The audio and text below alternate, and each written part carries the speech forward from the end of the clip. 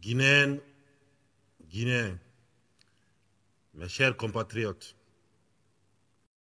ce 2 octobre, nous célébrons ensemble un moment historique, le 66e anniversaire de l'indépendance de notre chère patrie. La République de Guinée, c'est une occasion de fierté nationale, un moment de réflexion profonde sur le chemin parcouru et sur les défis encore à relever pour garantir un avenir prospère et harmonieux à notre peuple. Cette date ravive en nous une fierté patriotique intense. En tant qu'État souverain, elle nous rappelle aussi notre engagement de bâtir une nation fraternelle, réconciliée et épanouie, reposant sur les valeurs cardinales de paix, d'unité et de cohésion nationale. En ces jours mémorables, je rends un vibrant hommage aux acteurs et compagnons de l'indépendance de notre pays, ainsi qu'à toutes les personnalités politiques qui ont été à l'avant-garde du combat pour la liberté, l'autodétermination et la dignité des peuples d'Afrique. Je tiens également à saluer les forces de défense et de sécurité pour les sacrifices qu'elles consentent chaque jour davantage pour la défense de notre intégrité territoriale et pour la valorisation de notre drapeau partout où elles sont appelées à servir pour préserver la paix dans le monde. Cette année, le thème de la commémoration de notre indépendance, s'inspirer du passé pour construire le futur ensemble. La Guinéenne rend hommage à la femme guinéenne. Elle est à l'honneur car depuis 1958, les femmes guinéennes sont en première ligne dans la conquête de notre souveraineté et dans la construction de notre État. Sans leur courage et leur détermination, la Guinée ne serait pas ce qu'elle est aujourd'hui. Pour notre pays, elles resteront toujours le phare et la référence. Leurs luttes passées inspireront les actions d'aujourd'hui et celles de demain. Ce 2 octobre 2024 est autant une célébration de notre indépendance que de la reconnaissance de leur rôle crucial dans l'édification de notre État. Leur détermination et leur engagement inébranlable continuent de marquer notre histoire et de tracer la voie pour les générations futures. S'inspirer du passé pour construire le futur ensemble, c'est promouvoir leur accès aux ressources économiques, à l'éducation et aux formations professionnelles, afin de renforcer leur autonomie et leur contribution au développement économique du pays. C'est dans ce cadre que nous avons créé en 2023 par décret l'Agence nationale pour l'autonomisation des femmes. Nous avons également mis en place un fonds d'appui à l'autonomisation et l'entrepreneuriat des femmes, destiné à financer des projets dirigés par des femmes et à leur fournir des microcrédits pour les aider à lancer ou développer leur activité économique. Des programmes de formation, d'accompagnement ont été lancés pour soutenir les femmes entrepreneurs. Ces programmes assortis de financement pour les projets les plus promoteurs les offres des compétences en gestion d'entreprise, en leadership et en développement des projets.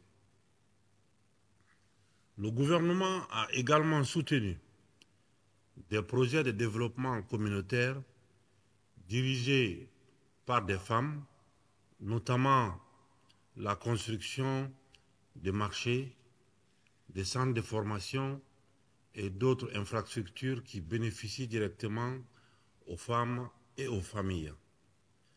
En outre, le gouvernement a collaboré avec des organisations non gouvernementales et des agences internationales pour financer des programmes visant à améliorer la condition des femmes, notamment dans le domaine de la santé, de l'éducation et de l'autonomisation économique. Ces différentes initiatives qui seront poursuivies et renforcées témoignent de notre engagement à améliorer les conditions de vie des femmes et à promouvoir leur participation active au développement économique et social du pays.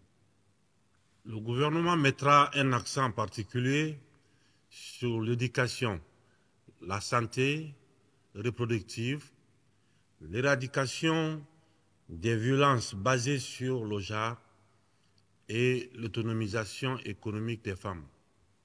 Guinéennes, Guinéens, chers compatriotes, nous célébrons cet événement dans la joie. Nous devons nous inspirer du passé pour construire le futur ensemble avec optimisme.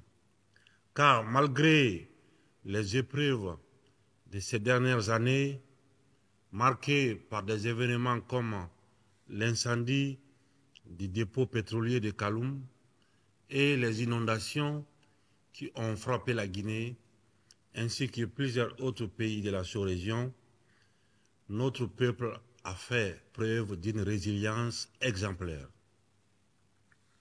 Je voudrais réitérer mes condoléances à tous nos compatriotes qui ont perdu des proches lors de cet événement douloureux.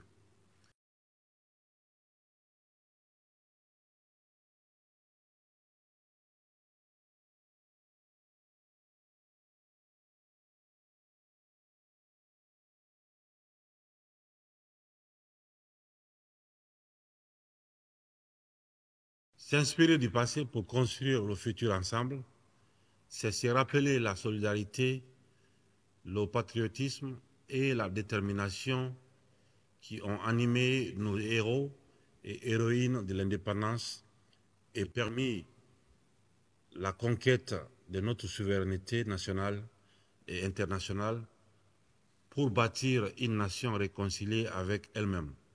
Aujourd'hui, notre responsabilité est de poursuivre l'œuvre de nos héros de l'indépendance et d'en préserver l'héritage.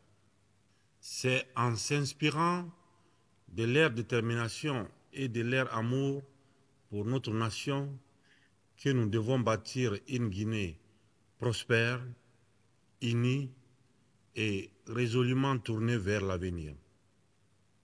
La fête du 2 octobre est non seulement un moment de commémoration, mais aussi un rappel constant que notre liberté n'a pas de prix. Les jeunes générations doivent toujours se souvenir que leur responsabilité est de maintenir ces flambeaux allumés, avec la même ardeur que ceux qui nous ont précédés. S'inspirer du passé pour construire le futur ensemble, c'est également créer les conditions de vivre ensemble. Nous ne pourrons pas construire une Guinée forte sans la réconciliation de toutes ses filles et de tous ses fils. Nous devons tourner la page des divisions et des querelles intestines pour bâtir ensemble un avenir commun. Comme nous y sommes engagés depuis le 5 septembre 2021, nous avons organisé les assises nationales et des journées de concertation sur l'ensemble du territoire national. Nous avons eu pour ambition de redonner l'espoir à chaque Guinéen, de construire des ponts entre les filles et fils du pays. Ces rencontres spécifiques avec les femmes, les jeunes, les personnes âgées, les agriculteurs, les opérateurs économiques, les acteurs politiques et l'ensemble des corps constitués de l'État ont permis d'apaiser et de faciliter les relations entre gouvernants et gouvernés et d'enrichir nos réflexions en vue d'actions collectives fructueuses pour le développement économique, social, politique et culturel dans la paix et la sérénité.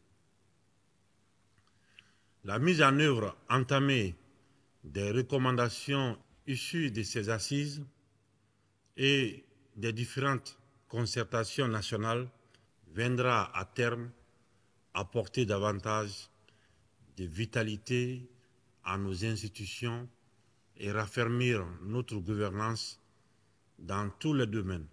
C'est en ce sens que nous avons œuvré pour le rétablissement dans leurs droits de 2000 ménages déguerpis dans la zone de Kapororaï et de Kipé 2 en favorisant l'acquisition d'un nouveau domaine où ils pourront se réinstaller. C'était l'une des recommandations des conclusions des assises nationales, mais c'était aussi un engagement personnel d'essuyer les larmes de ses compatriotes qui aspiraient à cette réhabilitation depuis 1998. Cette fois, dans les vertus du dialogue, guide notre politique étrangère dans la promotion de la paix, tant au niveau sous-régional que continental et mondial. En ce sens, la Guinée réaffirme son attachement à l'intégration économique du continent comme voie privilégiée pour réduire la vulnérabilité de nos États et entend œuvrer à la consolidation des institutions africaines. Elle reprend toute sa place dans le concert des nations et continuera à jouer un rôle de premier plan dans les organisations internationales africaines. Guinéens, chers compatriotes, notre histoire est riche en enseignements, en défis et en espoir dans notre marche vers la construction d'un développement équilibré. Les nombreuses perturbations liées aux difficultés économiques mondiales, liées entre autres aux variations climatiques, ont profondément marqué l'évolution socio-économique de notre pays, affectant les secteurs vitaux, les revenus de nos exportations, ainsi que nos capacités d'investissement. Malgré ce contexte difficile, des acquis importants ont été réalisés grâce au dynamisme du monde rural, du secteur privé et des services publics. Ces acquis se traduisent notamment par tous les travaux engagés et toute initiative prise depuis le 5 septembre 2021 pour maintenir les intérêts du pays au cœur du développement et garantir la redistribution équitable des ressources minières de la Guinée, tout en favorisant les investissements étrangers. Les ressources minières de la Guinée doivent profiter à toutes les filles et à tous les fils du pays, car la Guinée appartient à tous ses enfants. Et il y a de notre devoir d'assurer que chacun trouve sa place dans cette grande marche vers la stabilité et la prospérité. L'émergence du secteur minier, illustrée par le projet Simandou, constitue à cet effet un espoir réel pour une transformation positive de la structure économique de notre pays. Le développement des infrastructures pour ce projet a été une priorité stratégique. C'est le lieu de rendre hommage aux jeunes, aux femmes et aux anciens dont la détermination, le pragmatisme et la sagesse ont fortement contribué à cette performance. Simandou est le projet de l'espoir et de la prospérité qui va contribuer à améliorer considérablement le bien-être de la population. Le programme de développement socio-économique hautement stratégique bâti autour de ces projets, dénommé Simandou 2040, remplira un rôle moteur pour la prospérité future de la Guinée. Pour en tirer pleinement profit et réduire notre dépendance de l'exploitation minière, ce programme est conçu autour des axes suivants: l'agriculture, les industries alimentaires et le commerce, l'éducation et la culture, les infrastructures, le transport et les technologies, l'économie, les finances et les assurances, la santé et le bien-être. Mais dans un contexte international volatile, la bonne gestion de nos ressources publiques est un impératif pour le maintien des grands équilibres macroéconomiques et l'amélioration du climat des affaires. La qualité de notre gouvernance économique en vue de la refondation de notre État renforce davantage la confiance de nos partenaires au développement, auxquels j'exprime ma reconnaissance pour la constance et l'efficacité de leur soutien. La lutte contre la corruption, dans laquelle nous nous engageons plus que jamais dans toutes les sphères de la vie économique, politique et sociale, est essentielle pour accroître l'efficacité des dépenses publiques et améliorer les performances de notre système économique. C'est pourquoi, au niveau de la justice, nous avons pris des mesures fermes pour lutter contre la corruption. La justice doit être le socle sur lequel se fonde la confiance de notre peuple. Je réitère mon engagement inébranlable à défendre ces principes fondamentaux pour notre développement. Malgré toutes les tentatives de chantage politique, comme je l'ai toujours dit, dans la lutte contre la corruption, ma main ne tremblera jamais. L'application rigoureuse des recommandations formulées par les institutions et organes de contrôle économique renforcera l'efficacité de nos actions de développement. Guinéennes, Guinéens, chers compatriotes, depuis notre arrivée, nous avons œuvré pour un renforcement significatif des services sociaux de base, notamment dans les domaines de la santé, de l'éducation et de l'accès à l'eau potable. La construction d'établissements sanitaires et la rénovation des centres de santé à travers tout le pays illustrent notre volonté d'apporter des soins de qualité aux populations. Même dans les zones les plus reculées, nous avons également entrepris de moderniser nos hôpitaux et d'assurer un accès aux soins universels. Ces efforts se poursuivront pour accroître l'offre de soins. Le renforcement de l'accès à l'eau potable fait également partie de nos priorités.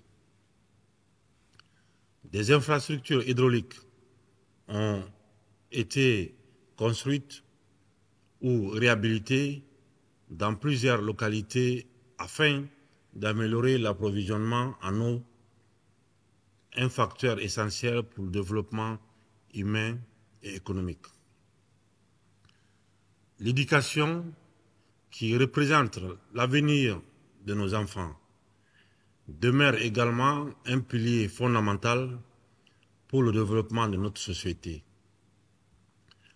Nous avons investi massivement dans la construction de nouvelles écoles, l'amélioration des infrastructures existantes et la formation des enseignants. Nos efforts pour promouvoir l'éducation pour tous, sans distinction, sont désormais visibles dans chaque région. La promotion de la formation et de l'emploi des jeunes sont des priorités absolues pour mon gouvernement, qui vient d'achever les recrutements dans la fonction publique. Le gouvernement a aussi fait de la réhabilitation et de la construction des routes une priorité pour désenclaver les zones rurales et faciliter les échanges commerciaux à travers le pays. Plusieurs projets de réhabilitation des axes routiers ont été lancés, notamment la réfection des grands axes routiers reliant Conakry aux principales villes de l'intérieur du pays. La construction de nouvelles routes et ponts pour améliorer l'accès aux zones minières et agricoles, contribuant ainsi à la croissance économique locale, et le lancement des programmes pour la maintenance et l'entretien des infrastructures existantes, limitant ainsi la dégradation rapide des routes. Nous continuerons à accentuer les efforts. Dans le domaine du logement et de l'urbanisme, des actions significatives ont été entreprises par le lancement des projets de construction de logements sociaux dans plusieurs grandes villes afin de répondre à la demande croissante de la population urbaine. Ces projets incluent le renforcement des infrastructures urbaines pour répondre à la croissance démographique et assurer des conditions de vie dignes pour les citoyens. La valorisation du capital humain, levier principal du développement, se concrétisera par la mise en œuvre d'actions prioritaires en faveur du système éducatif, telles que la construction d'infrastructures scolaires et universitaires, en particulier à travers le programme Simandou Academy, ainsi que le renforcement des stratégies visant à réduire les disparités, notamment celles liées au genre. Nous poursuivrons également l'amélioration de la fourniture d'électricité, tout en mettant un accent particulier sur les infrastructures routières. La construction et l'aménagement des pistes rurales et d'ouvrages d'art dans toute la région. Autant d'impératifs pour consolider le processus de décentralisation. Chers compatriotes, nous devons entretenir notre sens élevé de patriotisme et cultiver davantage la fraternité, la solidarité et le vivre ensemble pour concrétiser notre ambition commune de bâtir une nouvelle Guinée. J'exprime ma profonde gratitude aux pays amis, aux partenaires techniques et financiers et à toutes les communautés étrangères dont le soutien constant renforce notre mouvement déterminé vers le développement. Aux Guinéens vivant en Guinée et ceux établis à l'étranger, je renouvelle ma reconnaissance pour l'immense contribution à la construction de notre patrie. Je vous exhorte à rester mobilisés et engagés pour la réussite de cette refondation. L'avenir de notre pays dépend de notre capacité à transformer les défis en opportunités. Je suis convaincu qu'avec l'appui de chacun d'entre vous, la Guinée brillera non seulement le berceau de la liberté africaine, mais aussi comme un modèle de développement et de prospérité. Je suis convaincu que si nous restons unis, si nous faisons preuve de patience, de tolérance et de respect mutuel, notre nation sortira renforcée de cette période. La Guinée que nous léguerons aux générations futures sera une Guinée de paix, de prospérité et de progrès. Ensemble, nous pouvons écrire cette nouvelle page de notre histoire. Que cette fête de l'indépendance soit une occasion pour chacun d'entre nous de se rappeler les sacrifices consentis pour notre liberté.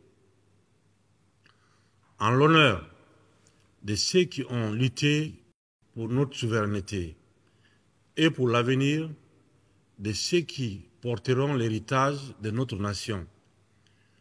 Engageons-nous avec enthousiasme sur les vastes sentiers de l'édification d'une Guinée nouvelle, forte et épanouie. Je souhaite une bonne fête de l'indépendance à toutes et à tous, en s'inspirant du passé pour construire le futur ensemble et faire rayonner la Guinée, notre paradis, terre de recherche et d'innovation. Que Dieu bénisse la Guinée et les Guinéens. Vive la Guinée, unie et prospère.